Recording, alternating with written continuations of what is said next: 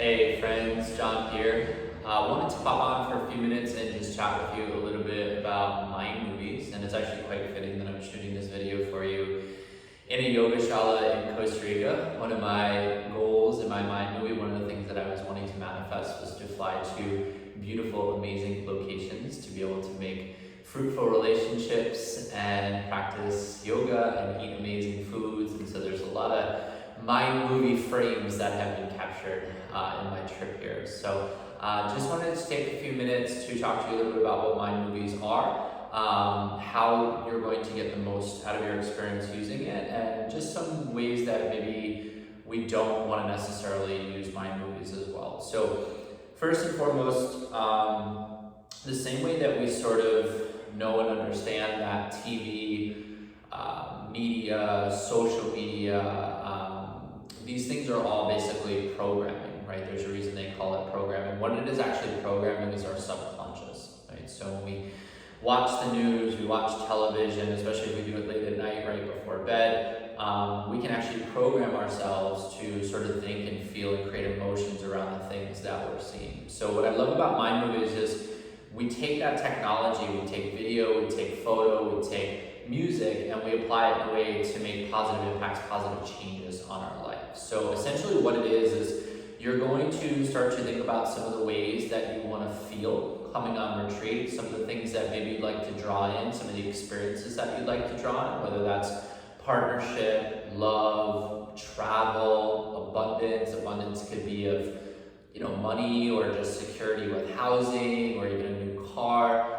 There's nothing wrong with looking at some of the things in the material world, but really understanding the emotions that surround that. So not just wanting the house or wanting the car for itself, but what is the feeling that it's going to give you? For me personally, I love to travel. I love to travel first class. I love the feeling of feeling rested and peaceful while I'm flying and when I get to the location. So just attaching the emotion around the experience is a really powerful way to get deeper into the subconscious so we understand how we want to feel, and that adds more intention to the experience itself. So what a mind movie is not, is just kind of what I mentioned. It's not lusting after material things with no intention, with no emotion attached to it, right? A lot of times we think we want something, we save up for something, or we work a job towards something, and then we get to that goal, we get the promotion, we buy the new car, whatever, only to realize that we don't even really enjoy it, we don't even feel abundant, we don't feel joyful when we get there, right? Or we want a relationship, we don't really think about the emotions of how do we want to feel in the relationship. We want to feel loved, honored, respected, heard, all these other things, right? So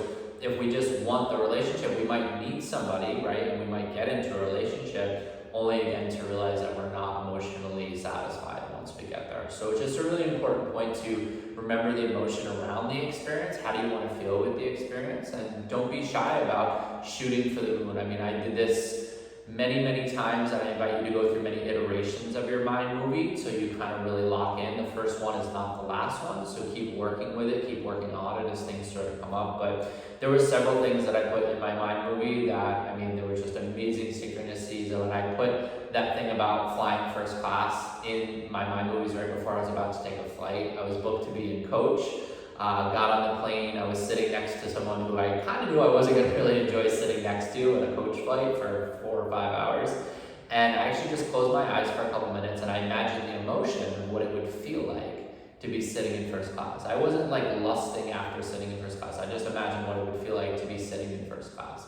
And when I opened my eyes, it wasn't like, any kind of telepathy or anything. I wasn't immediately sitting in first class, but I noticed the person sitting next to me was waving to their friend.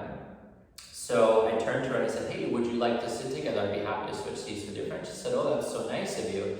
So when I stood up to switch seats with her, the flight attendant actually saw this and turned to me. She said, that was so nice of you. She said, let me see if I can find you a seat on first class. And I just put this in my mind maybe like 2 days prior. So it's a really powerful tool, again, to lock into the emotion and the experience, and then to start to kind of plant some seeds of things that you want to invite into your life coming on retreat, and maybe some of the things that you'd like to let go of, some of the emotions and some of the ways you don't want to feel, right? Just as important as the ways we do want to feel is the ways we don't want to feel. Some things that we can maybe leave behind, as we come through our retreat experience together. So to get you started, Mind Movies is really good with the technical side of just how to build it, how to use the interface. If you have any issues or problems, you can always reach out to myself or to Elena for some help with that. Those how-to videos are really good. There are how-to videos on how to build your mind movie. I don't really love, it's more about kind of material, three-dimensional possession type stuff, where again, I want you to focus more on the feeling and the emotion, start to draw and create the experience. This is more quantum physics, more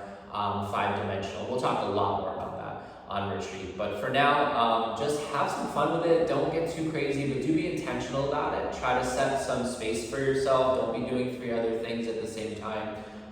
Your experience with it will really be commensurate to whatever you put into it, right? So the amount of energy, the amount of effort, the intention you start to put into it is the more you want to get out of it. I encourage you, if you're really enjoying it, to maybe try watching it like the last thing you do before you put your phone or your laptop or your tablet down before you go to bed. The same way if you watch a scary movie late at night and then you have nightmares, you watch the news and you wake up worried about what you saw, we can start to do that sort of process in the subconscious on a positive, more uplifting level. So I hope you really enjoy it. Again, reach out if you have questions.